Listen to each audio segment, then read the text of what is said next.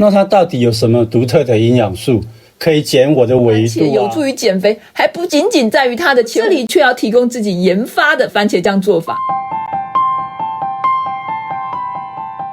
威廉，我帮你找到一个减鲔鱼肚的方法咯。真的吗？快说来听听，是什么办法？吃番茄啊，吃番茄可以瘦腰，这可是有研究证明的耶。吃番茄？怎么可能？我们不是常常吃番茄吗？我的鲔鱼肚还是纹风不动啊。那是因为你常常偷吃面包、泡面，当然没效啊。你只要嘴馋的时候把番茄当零食，那就一定可以缩个几公分。那也要番茄跟面包、泡面一样好吃啊。对我来讲就是啊，你知道吗？本来我听说吃番茄能减肥，还以为只是因为番茄含有丰富的膳食纤维，但仔细一看资料，这才发现番茄能减肥，主要不是因为它的纤维素高，是因为它含有其他独特的营养素。它的纤维素难道没比一般的水果或蔬菜高吗？并没有，像空心菜的膳食纤维每100克含有 2.9 克，芭乐 3.7 克，奇异果 2.7 克，都比大番茄的1克和小番茄的 1.7 克高。不过小番茄和大番茄的膳食纤维排在水果的前20名是没有问题的，只是如果要标榜因为它的膳食纤维丰富才有利于减肥，这有点言过其实，充其量只不过是加分项而已。那它到底有什么独特的营养素，可以减我的鲔鱼肚啊？我们台中的中国药大学团队曾在2014年发表了一个针对30名年轻妇女做的研究，让他们每天喝280cc 的番茄汁，持续2个月，结果25个人完成实验，经检查发现，他们显著降低了体重、体脂、腰围、BMI 以及胆固醇等等。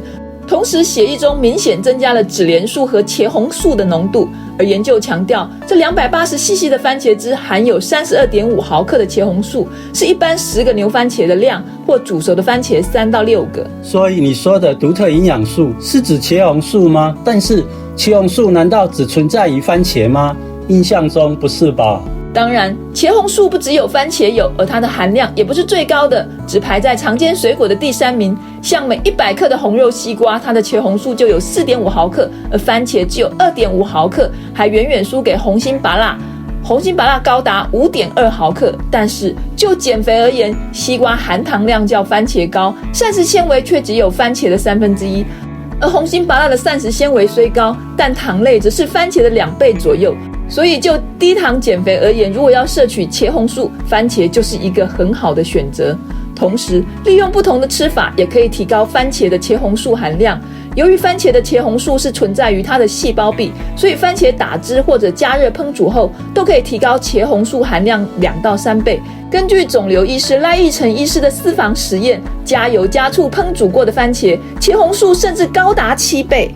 那为何要加油加醋加热呢？赖奕成医师说，番茄的细胞壁质地很致密，需要打碎或加热才可以破坏，而加醋则可以打断茄红素的化学键，让茄红素容易游离出来。加油是因为茄红素是脂溶性的，加油能够提高人体的利用率，只是要注意的是，加热时间不能超过15分钟，否则茄红素就会被破坏。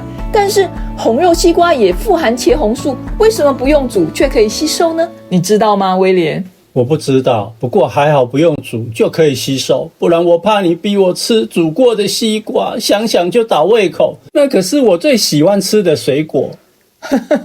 我才不会暴殄天物嘞！网络上说西瓜不用煮就可以吸收茄红素，是因为不同于番茄的茄红素是反式异构物，需要烹煮才更容易吸收。红肉西瓜是顺式异构物，直接吃就可以吸收。但是这项资讯已经遭到曾任加州大学旧金山分校医学院教授林庆顺博士的驳斥。他指出，拥有顺式结构的茄红素的确比较好吸收，也不用烹煮，但是它主要是存在一种黄色的变种番茄，而不是西瓜。西瓜里的茄红素之所以不用烹煮就可以吸收，纯粹是因为西瓜的质地相较于番茄比较松散，容易释出茄红素。然而也就是因为番茄有加热后茄红素暴增的特性，所以反倒让它的茄红素量可以高人一筹，动辄增加个几倍。不过市售的番茄汁、番茄酱的茄红素因为加工后含量都很高，但通常都加了不少的盐和糖，还有其他的添加物，选购的时候一定要注意。所以我猜番茄的茄红素含量可能是最高的，否则怎么会煮一煮就释放那么多的量？可惜啊，我们不是研究员，没办法做实验。回到中国医药大学做的那个研究，里面提到喝番茄汁能够提高脂联素的水平。那脂联素又是什么呢？你知道吗？啊，我没听过，印象中以前也没学过。那是因为你太老啦，发现脂联素的当时你早就不是学生了。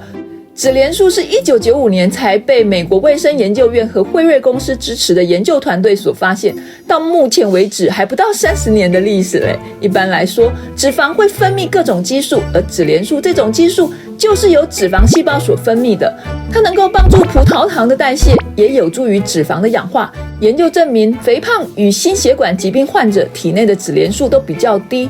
而中国医药大学的这项实验明确证明，喝番茄汁能提高体内茄红素与脂联素的浓度，也降低了体脂及腰围。不只说明番茄有降体脂的功效，也说明了脂联素与肥胖的关系。所以从今天开始，我就要开始喝番茄汁了吗？除非你答应我，不再偷吃面包和泡面，我就每天打番茄汁给你喝。我理智上可以答应你，可惜我的理智恐怕管不住我的食欲。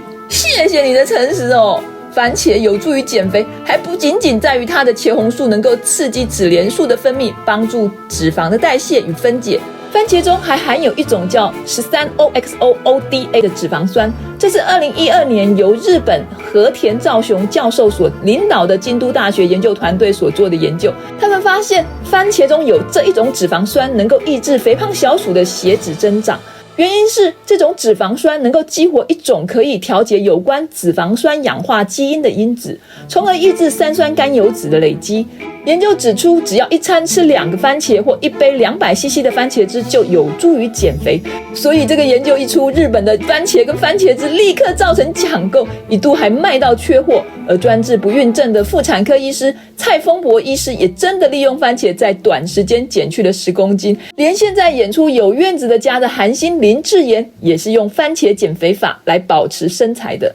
最后顺带一提，由于茄红素还是一种强力抗氧化剂，抗氧化能力是维他命 E 的3倍，它能够消除自由基，自然能够提高身体的新陈代谢，这也有助于减肥。关于抗氧化剂与减肥和健康的关系太长了，同时有抗氧化能力的植化素和维生素也太多种了，这里讲不完，我们以后再做一集说明。而以上有关研究的文献内容，我们也放在说明栏里，有兴趣的朋友可以去看看。看起来对减肥来讲，番茄还不止茄红素这个绝招，难怪爱吃番茄的你一直胖不起来。